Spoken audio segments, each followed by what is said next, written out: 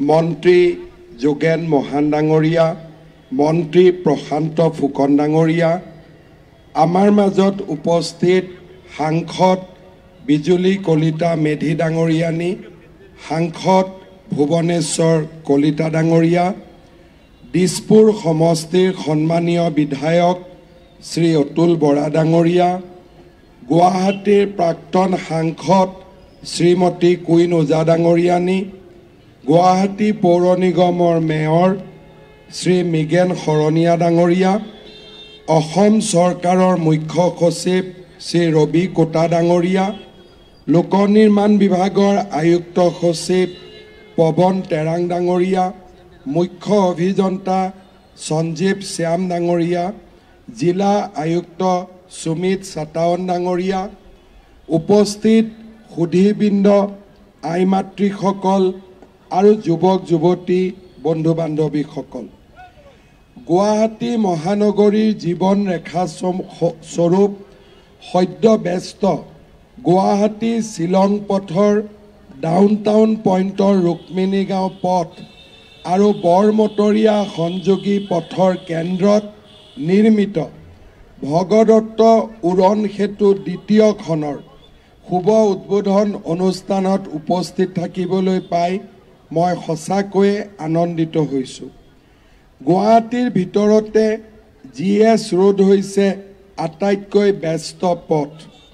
এই পথৰ ওপৰত উৰণ সেতু নিৰ্মাণ হোৱাৰ আগতে যান বাহনৰ চালকসকলে জীয়াতু ভুগিবলগীয়া হৈছিল আৰু গাড়ীৰ ইঞ্জিন বাৰে বাৰে গিয়েৰ চেঞ্জ কৰি থাকিব লোৱা বাবে তেওঁলোকৰ ইন্ধন ব্যয় বহু পৰিমাণে বাঢ়ি গৈছিল।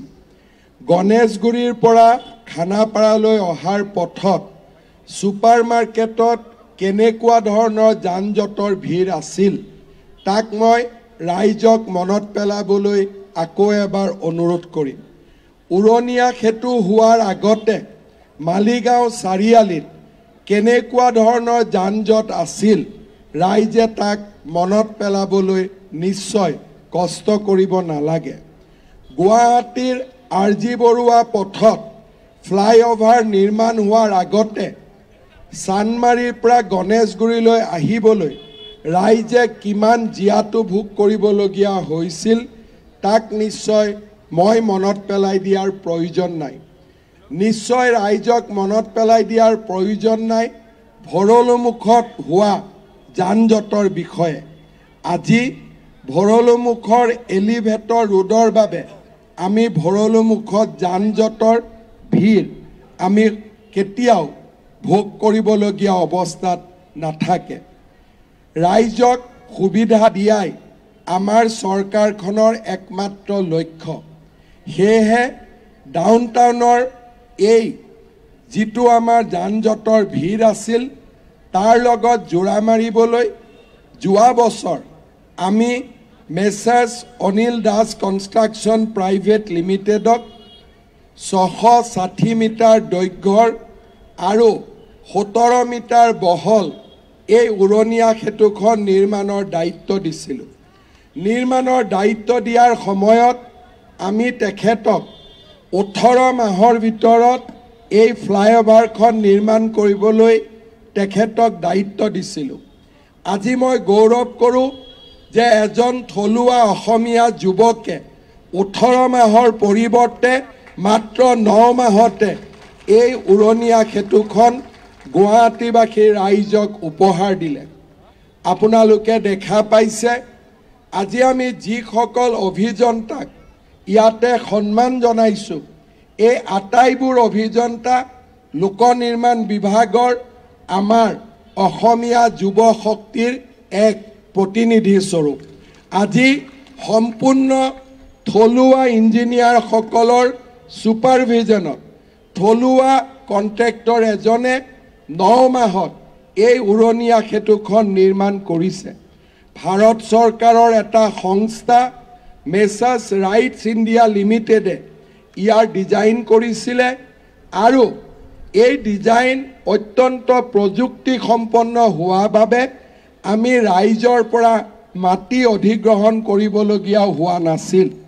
এই উৰণীয়া সেতুখনে দুইফালৰ দোকানৰ বাবে, ৰেষ্টুৰেণ্টৰ বাবে, পাৰ্কিঙৰো এটা নতুন স্পেচ সৃষ্টি কৰিছে। তাৰ ফলত তেওঁলোকৰ ব্যৱসায়ো বহুগুণে বৃদ্ধি হ'ব। এই উৰণীয়া সেতুখন আমি কাৰ নামত দিম, যোৱা পৰহিলৈকে আমি চিন্তা কৰিছিলোঁ। এটা সময়ত মোৰ মনলৈ আহিছিল যে আমাৰ গুৱাহাটীৰ ৰজা কোন আছিল। আমি ইতিহাসৰ পাত লুটিয়াই চালে দেখা পাওঁ যে ভগদত্ত আমাৰ প্ৰাচীন গুৱাহাটী কামৰূপৰ ৰজা আছিল। গুৱাহাটীৰ ভগদত্ত, আৰু এই ভগদত্তৰ বিষয়ে ভগৱান কৃষ্ণই যুধিষ্ঠিৰক কৈছিল যে ভগদত্ত হৈছে তোমালোকৰ পিতৃৰ এগৰাকী বয়োজ্যেষ্ঠ বন্ধু। কথা আৰু কামত তোমালোকৰ পিতৃৰ প্ৰতি তেওঁ শ্ৰদ্ধাশীল, মানসিকভাৱে তেওঁ তোমালোকৰ প্ৰতি এগৰাকী পিতৃৰ দৰে স্নেহশীল আৰু অনুৰক্ত। মহাভাৰতৰ যুঁজত ভগদত্তই অত্যন্ত সাহসেৰে যুঁজ দিছিল আৰু পাণ্ডৱে তেওঁক পৰাজিত কৰিবলৈ 8 দিন সময় লৈছিল। মহাভাৰতৰ যুঁজত অসমৰ এইজনা ৰজাৰ বিষয়ে উল্লেখ আছে, যিয়ে প্ৰমাণ কৰে যে আমাৰ প্ৰাচীন ভাৰতখনত অসমো সাংস্কৃতিক আৰু ৰাজনৈতিকভাৱে জড়িত হৈ আছিল। এক কথাত ক'ব গ'লে ভাৰতবৰ্ষলৈ বা ভাৰতবৰ্ষৰ মূল সুঁতিত প্ৰথম অসমীয়া বুলি যদি কোনোবা ব্যক্তিৰ নাম জানিছিল, সেইজনৰ নাম ৰজা ভগদত্ত আছিল।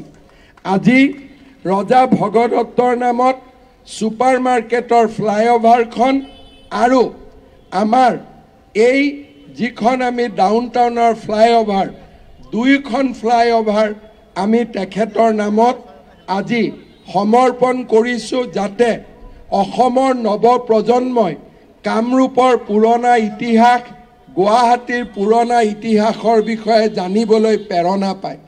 আজি দেউতাক মাকক ল'ৰা ছোৱালীয়ে সুধিব যে ভগদত্ত কোন আছিল, আৰু যেতিয়াই ভগদত্ত কোন আছিল বুলি শুনিব, তেতিয়াই দেউতাকে ল'ৰা ছোৱালীজনক কৌৰৱ পাণ্ডৱৰ যুঁজৰ কথা ক'ব, মহাভাৰতৰ যুঁজৰ কথা ক'ব, ভাৰতবৰ্ষৰ 5000 বছৰৰ গৌৰৱময় ইতিহাসৰ কথা ক'ব। আমি কনষ্ট্ৰাকশ্যন, নিৰ্মাণ, আধুনিকতাৰ মাজতো আমাৰ পৌৰাণিক ইতিহাসক আমি জীয়াই ৰখাৰ বাবে প্ৰয়াস আৰু প্ৰচেষ্টা কৰিছোঁ। শ্ৰদ্ধা ৰাইজ, গণেশগুৰিৰ ফ্লাইঅভাৰৰ সম্প্ৰসাৰণ, ছুপাৰ মাৰ্কেটত ফ্লাইঅভাৰ নিৰ্মাণ, চেৰাপভাটি আৰ্যনগৰত ফ্লাইঅভাৰ নিৰ্মাণ, মালিগাঁৱত ফ্লাইঅভাৰ নিৰ্মাণ, আৰ.জি. বৰুৱা ফ্লাইঅভাৰ নিৰ্মাণ, গুৱাহাটীৰ ভৰলুমুখত এলিভেটেড কৰিডৰ, এই গোটেইবিলাক আমাৰ 4 বছৰীয়া চৰকাৰখনৰ পৰিশ্ৰমৰ ফচল। মই আপোনালোকক অত্যন্ত আনন্দ সহকাৰে জনাম যে এই চৰকাৰখনৰ প্ৰচেষ্টাতেই অহা জানুৱাৰী মাহত গুৱাহাটী আৰু উত্তৰ গুৱাহাটীৰ মাজত দলঙো আপোনালোকৰ বাবে আমি মুকলি কৰি দিম। এই চৰকাৰখনে 8 ছেপ্টেম্বৰত প্ৰধানমন্ত্ৰী ডাঙৰীয়াৰ কৰকমলেৰে নাৰেংগী আৰু কুৰুৱাৰ মাজত ব্ৰহ্মপুত্ৰৰ দলং নিৰ্মাণ কৰিব, গুৱাহাটীত ৰিং ৰোড স্থাপন কৰিব, আৰু পলাশবাৰী শুৱালকুছিৰ মাজতো দলং আমি তীব্ৰ গতিত নিৰ্মাণৰ কামত আগবাঢ়িছোঁ। মোৰ প্ৰচেষ্টা হ'ব যাতে অহা ফেব্ৰুৱাৰী মাহৰ ভিতৰত যদি ভগৱানে শক্তি দিয়ে, চাইকেল ফেক্টৰীৰ ওপৰত আৰু ভৰলুমুখৰ ওপৰত নিৰ্মিত উৰণীয়া সেতু আমি জনতাৰ বাবে মুকলি কৰি দিম। মই প্ৰচেষ্টা কৰিম, ভাবোঁ ৰাইজৰ আশীৰ্বাদত সফল হ'ব পাৰিম। বহুতো লোকে বিভিন্ন ধৰণে বাধা আৰোপ কৰাৰ স্বত্তেও কোনোবাই ৰাতি 2টা বজাত গছ কটা বন্ধ কৰিব যায়, দিনত আন্দোলন কৰে। প্ৰতিকূলতাৰ মাজতো চানমাৰীৰ ফ্লাইঅভাৰখনো আমি বহাগ বিহুৰ আগতে আপোনালোকৰ বাবে মুকলি কৰি দিবলৈ আমি সম্পূৰ্ণ প্ৰচেষ্টা হাতত লৈছোঁ। শ্ৰদ্ধা ৰাইজ, আমি একোখন অদ্ভুত সমাজত বাস কৰোঁ। যেতিয়া মালিগাঁও চাৰিআলিত ভিৰ হয় তেতিয়া চৰকাৰক ৰাইজে গালি পাৰে, ট্ৰেফিক মেইনটেইন কৰিব পৰা নাই। আৰু যেতিয়া মালিগাঁৱত ফ্লাইঅভাৰ হয় তেতিয়া চৰকাৰক কয় ইয়াত ফ্লাইঅভাৰ কিয় হিমন্ত বিশ্ব শৰ্মাই বনাইছে। আৰু যিজনে কিয় বনাইছে বুলি কয় তেওঁলোকৰ গাড়ী ফ্লাইঅভাৰৰ তলেদি নাযায়, সদায় ফ্লাইঅভাৰৰ ওপৰেদি যায়। মই সদায় চাই থাকোঁ, যিসকলে ফ্লাইঅভাৰ কেইখনক সমালোচনা কৰে তেওঁলোকে কেতিয়াও ফ্লাইঅভাৰৰ তলেদি নাযায়, তেওঁলোকে সদায় ফ্লাইঅভাৰৰ ওপৰেদি যায়। আৰু যেতিয়া তেওঁলোক ফ্লাইঅভাৰৰ ওপৰেদি যায় তেতিয়া মই গৌৰৱ অনুভৱ কৰোঁ যে মোক গালি দিয়া মানুহৰো পেট্ৰল অন্ততঃ মই বচাইছোঁ। তেওঁলোকৰ অলপ হ'লেও কামত হিমন্ত বিশ্ব শৰ্মা আহিব পাৰিছে। শ্ৰদ্ধা ৰাইজ, এছাম লোক আছে যোনে অসমৰ উন্নয়ন স্তব্ধ কৰিব খোজে।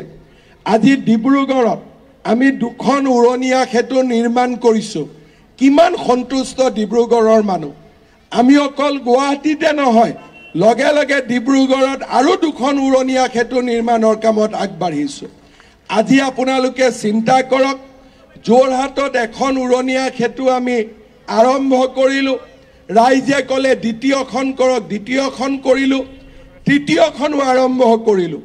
এজন সংসদে বাধা দিব চেষ্টা কৰিলে, কিন্তু আজি আমি ফেব্ৰুৱাৰী মাৰ্চ মাহত যোৰহাটতো আমি তৃতীয়খন ফ্লাইঅভাৰ আমি আৰম্ভ কৰি দিম। যেতিয়াই মানুহে বাধা দিয়ে, যেতিয়াই পেপাৰে পত্ৰে সমালোচনা কৰে, মোৰ গাত এটা অদ্ভুত কৰবাৰ পৰা শক্তি আহি যায় যে আৰু দুগুণ উৎসাহেৰে কাম কৰিবৰ কাৰণে। আজি ৰাতিপুৱালৈকে মোৰ মাতটো নাছিলেই। মই ৰাতিপুৱা আমাৰ জয়ন্ত মল্ল বৰুৱাক কৈছিলোঁ যে ভাষণটো আপুনি দিব, মই মাত্ৰ থিয় হৈ থাকিম। কিন্তু যেতিয়া দেখিলোঁ যে ভাল কাম এটা হৈছে, কৰবাৰ পৰা দেখিলোঁ নহয়, মাত নিজে নিজে ওলাব, ৰাইজৰ কাৰণে কাম কৰিবৰ কাৰণে ভগৱানে যিকেইটা দিন দিছে আমি সেই দিনকেইটা কাম কৰিব লাগিব। সন্তুষ্টি ক'ত আহিব? অলপ দেৰি ফ্লাইঅভাৰখন খুলি দিয়াৰ পিছতেই এই ফ্লাইঅভাৰৰ ওপৰেদি হাজাৰ হাজাৰ গাড়ী চালকে গাড়ী চলাব আৰু তেওঁলোকে গাড়ী চলাওঁতে অনুভৱ কৰিব যে এইখন এখন আধুনিক গুৱাহাটী, এইখন এখন আধুনিক অসম। আৰু তাতেই আমাৰ কৃতিত্ব, তাতেই আমাৰ সফলতা লুকাই থাকে। শ্ৰদ্ধাৰ ৰাইজ, সমস্যা বহুত থাকে। গুৱাহাটীৰ দৰে আনপ্লেন নগৰ এখনত সমস্যাৰ সৈতে আমি যুঁজিব লাগিব। কিন্তু সমস্যা থকা মানে এইটো নহয় যে আমি আধুনিকতাৰ ৰাস্তাত খোজ নাকাঢ়িম। যদি সমস্যা আছে, সমস্যাৰ মাজতো আমি সমস্যা সমাধানৰ পথ বিচাৰিম। কোনোবাই যদি কয় যে অমুকটো সমস্যা আছে কাৰণে আৰু 2টা কাম আমি হাতত নলম, সেয়া কেতিয়াও হ'ব নোৱাৰে। সমস্যা সমস্যাৰ জাগাত থাকিব, সমাধানৰ পথত আমি কাম কৰিম আৰু উন্নতিৰ পথলৈ আমি আগুৱাই যাম। এইটো কথা ক'তো হ'ব নোৱাৰে যে আমাৰ গাঁৱলৈ ৰেল লাইন অহা নাই কাৰণে প্লেন আহিব নোৱাৰিব। এইটো কথা ক'তো হ'ব নোৱাৰে যে ৰেল লাইন আৰু প্লেন নাই কাৰণে জাহাজ চলিব নোৱাৰিব। এইটো কথা ক'তো হ'ব নোৱাৰে যে ৰেল লাইন আৰু প্লেন আমাৰ গাঁৱত নাহে গতিকে ইণ্টাৰনেট আহিব নোৱাৰিব।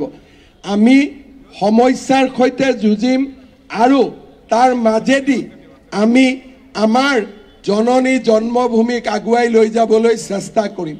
আজি যেতিয়াই গুৱাহাটীত কোনোবা এজন মানুহ আহে, তেওঁ এটাই কথা কয় যে গুৱাহাটীখন বহুত চেঞ্জ হৈ গ'ল। আমি তাক বিচাৰোঁ আৰু চেঞ্জ হৈ যোৱাৰ কাৰণে আজি গুৱাহাটীত ব্যৱসায় বাঢ়িছে, গুৱাহাটীত বাণিজ্য বাঢ়িছে আৰু আমাৰ এইখন গুৱাহাটীয়ে আজি 10 লাখ যুৱক যুৱতীক জীৱিকা অৰ্জনৰ সুযোগ মুকলি কৰি দিছে।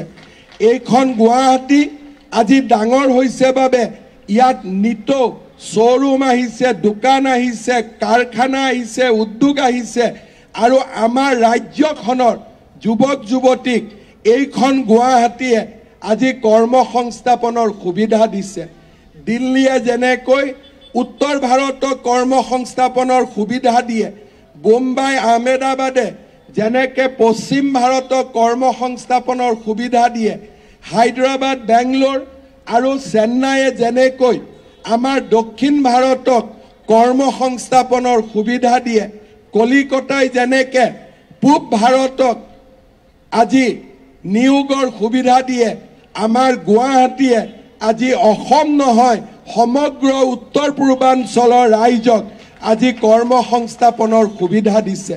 আপোনালোকে দেখিব যিদিনাখনেই গুৱাহাটী উত্তৰ গুৱাহাটীৰ দলং সম্পূৰ্ণ হ'ব, আমাৰ গুৱাহাটীখন বাইহাটা চাৰিআলিলৈ আগবাঢ়ি যাব। নাৰেংগী কুৰুৱাৰ যেতিয়া দলং সম্পূৰ্ণ হ'ব, চিপাঝাৰ, বেজেৰা, সোণাপুৰ, জাগিৰোড এই গোটেই অঞ্চলটোত আমাৰ আগবাঢ়ি যাব আৰু অঞ্চলটো ধুনীয়া হ'ব, উন্নতি হ'ব সেইটো নহয়, উন্নয়নৰ লগে লগে হেজাৰ হেজাৰ ল'ৰা ছোৱালীক কৰ্মসংস্থাপনৰ সুবিধা দিব। আজি একোখন মহানগৰীৰ বিকাশে লাখ লাখ যুৱকক কৰ্মসংস্থাপনৰ সুবিধা দিয়ে। সেইকাৰণে মই প্ৰচেষ্টা কৰিছোঁ যে গুৱাহাটীৰ লগে লগে ডিব্ৰুগড়, তেজপুৰ, যোৰহাট, শিলচৰৰ দৰে নগৰবিলাককো আমি আগুৱাই যাব লাগে, যাতে আমাৰ অসমৰ ল'ৰা ছোৱালীয়ে কৰ্মসংস্থাপনৰ সুবিধা পাব পাৰে। আজি ৰাতিপুৱা মোৰ এখন মিটিং আছিলে, মিটিংখনত মোক আমাৰ অফিচাৰবিলাকে কৈছে যে কেইটামান দিন পিছতেই বহুজাতিক টেলিফোন কোম্পানী এটাই ইয়াতে কল চেণ্টাৰ স্থাপন কৰিব। কেইদিনমান আগৰে পৰা গুৱাহাটীত এফালৰ পৰা ডাঙৰ ডাঙৰ বহুজাতিক কোম্পানীবিলাকে আহি কল চেণ্টাৰ স্থাপন কৰিছে। বৰজাৰৰ সন্মুখত আমি বনোৱা টেক চিটিত আজি 3টাকৈ কল চেণ্টাৰৰ বাবে বহুজাতিক কোম্পানীসমূহ আগুৱাই আহিছে। এছাম লোকে যিমানেই নেতিবাচক পৰিৱেশ সৃষ্টি নকৰক কিয়, মোৰ জীৱনৰ এটা লক্ষ্য আছে যে অসমৰ পৰা কোনো ল'ৰা ছোৱালীয়ে যাতে সিকিউৰিটি গাৰ্ডৰ কাম কৰিবলৈ অসমৰ বাহিৰলৈ যাব নালাগে। আমি যাতে আমাৰ মাতৃসকলক নিজৰ ল'ৰা ছোৱালীক অসমৰ চাৰিসীমাৰ ভিতৰত থাকিয়েই কাম কৰাৰ সুবিধা দিব পাৰোঁ। বহুতে বাধাৰ সৃষ্টি কৰিব, বহুতে হেঙাৰৰ সৃষ্টি কৰিব। যাৰ যাৰ জীৱনত বহুত কাম হৈ গ'ল তেওঁলোকক আৰু একো নালাগে, তেওঁলোকে সকলো কামতে বিৰোধিতা কৰিব। কিন্তু যাৰ আছে তেওঁৰ বাবে মই কাম নকৰোঁ, যাৰ নাই তাৰ বাবে কাম কৰাই হৈছে আমাৰ লক্ষ্য। যাৰ আছে তাৰ বাবে কাম কৰা অসমৰ বহুত মুখ্যমন্ত্ৰী আছিলে, যাৰ আছে তাৰ বাবে কাম কৰাৰ অসমৰ বহুত মুখ্যমন্ত্ৰী আছিলে, কিন্তু যাৰ নাই তাৰ বাবে কাম কৰা মুখ্যমন্ত্ৰী অসমক লাগে। আৰু সেইজন মুখ্যমন্ত্ৰী হ'বৰ বাবে মই চেষ্টা কৰিছোঁ। আৰু ভগৱানে আজি 5টা বছৰ 4টা বছৰত অশেষ আমাক কৃতকাৰ্যতা দিছে, যি কৃতকাৰ্যতাই আমাৰ মাতৃভূমি অসমক আজি আটাইতকৈ উন্নত ৰাজ্যৰ শাৰীলৈ লৈ গৈছে। যোৱা বছৰ অসম ভাৰতৰ ভিতৰতে 3rd ইকনমিকেলি প্ৰগ্ৰেছ ষ্টেট হিচাপে ৰিজাৰ্ভ বেংক অফ ইণ্ডিয়াই স্বীকৃতি দিছে যে Assam is the 3rd fastest growing state. ইমান কাম আৰু ইমান কল্পনা এই গোটেইবোৰ এটা কাৰণে আমি সমাধান কৰিব পাৰিছোঁ, কাৰণ অসমৰ ৰাইজৰ আশীৰ্বাদ আমাৰ লগত আছে। আৰু অসমৰ ৰাইজৰ আশীৰ্বাদ আমাৰ লগত আছে কাৰণে আজি অসমৰ চাৰিওফালে বিকাশ হৈছে। আজি আমাৰ অসমৰ জেউতি, অসমৰ জ্যোতি ভাৰতৰ চাৰিওফালে বিয়পি পৰিছে। আমি নৱেম্বৰ মাহত গুৱাহাটীৰ নতুন এয়াৰপোৰ্ট উদ্বোধন কৰিম। সকলো গৌৰৱান্বিত হ'ব। অসমৰ কপৌ ফুলৰ, আকৌ এবাৰ মই কৈছোঁ, অসমৰ কপৌ ফুলৰ চানেকিৰে যি ধৰণে গুৱাহাটী এয়াৰপোৰ্ট নিৰ্মাণ হৈছে, ভাৰতৰ মানুহে অকল এয়াৰপোৰ্টখন চাবৰ কাৰণে আহিব। বাঁহৰ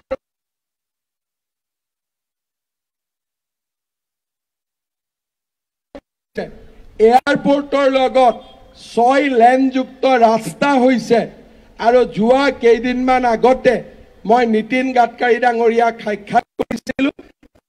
কথা দিছে যে এই বছৰৰ ভিতৰতে এয়াৰপোৰ্টৰ পৰা জালুকবাৰীলৈ ৰাস্তাৰ ওপৰেদি ডাইৰেক্টলি ইলেভেটেড কৰিডৰ এটা তেওঁ আমাক বনাই দিব। অৰ্থাৎ জালুকবাৰীত যদি আমি এয়াৰপোৰ্টত গাড়ীত উঠো জালুকবাৰী আমি 3 মিনিটত আহি পাই যাম। তেনেকুৱা ধৰণৰ এলিভেটেড কৰিডৰ নীতিন গাডকাৰী ডাঙৰীয়াই অসমৰ পইচা দি নহয় তেখেতে বনাই দিম বুলি মোক কথা দিছে। অৰ্থাৎ আজি আমাৰ ৰাজ্যখনে প্ৰগতিৰ এক নতুন দুৰ্বাৰ গতিলৈ আগুৱাই গৈছে।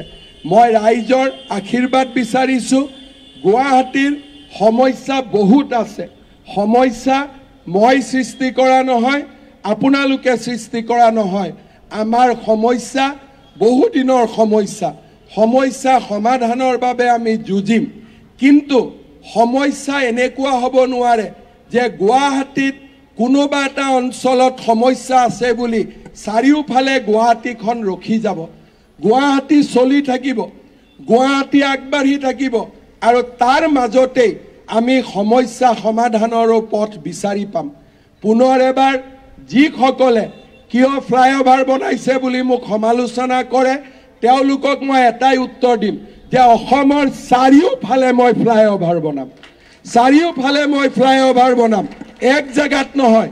আপোনালোকে যদি মোক এটা দিন গালি পাৰে কিয় ফ্লাইঅভাৰ বনাইছে, পিছদিনাখন মই 2খন ফ্লাইঅভাৰ চেংচন কৰি দিম। গতিকে কাৰণ অসমৰ ৰাইজে উন্নতি বিচাৰে, অসমৰ ৰাইজে বিকাশ বিচাৰে। তাৰ প্ৰমাণ কোনোবাই যদি চাব খোজে আজি ৰাতি 12টা বজালৈকে ইয়াত থিয় হৈ থাকক। যিমান ল'ৰা ছোৱালী আহিব চেলফি উঠিব সিয়ে প্ৰমাণ কৰিব যে অসমৰ ৰাইজে উন্নতি বিচাৰে। যিসকলে এইবিলাক কথা লিখে তেওঁলোক ছ'চিয়েল মিডিয়াত থাকিব আৰু যোনে ফ্লাইঅভাৰ বনাব, ৰাস্তা স্কুল হস্পিটাল বনাব তেওঁলোক ৰিয়েল ৱৰ্ল্ডত থাকিব, মানুহৰ হৃদয়ত থাকিব। আৰু যোন মানুহৰ হৃদয়ত থাকে, যোন মানুহৰ অন্তৰত থাকে, যোন মানুহৰ বুকুৰ মাজত থাকে তাক কোনো সমালোচনাই মানুহৰ পৰা পৃথক কৰিব নোৱাৰে। তাক মই বিশ্বাস কৰোঁ। পুনৰ এবাৰ আপোনালোকক ধন্যবাদ জনাই সকলোকে মোৰ শ্ৰদ্ধা জনাই বিশেষকৈ লোক নিৰ্মাণ বিভাগৰ সকলোকে মোৰ বহুত কৃতজ্ঞতা জনাই মই মোৰ বক্তব্যৰ সামৰণি মাৰিছোঁ। মোৰ লগত একেলগে ক'ব ভাৰত মাতা কি, ভাৰত মাতা কি, বন্দে বন্দে, জয় আই অসম, জয় আই অসম। বহুত ধন্যবাদ।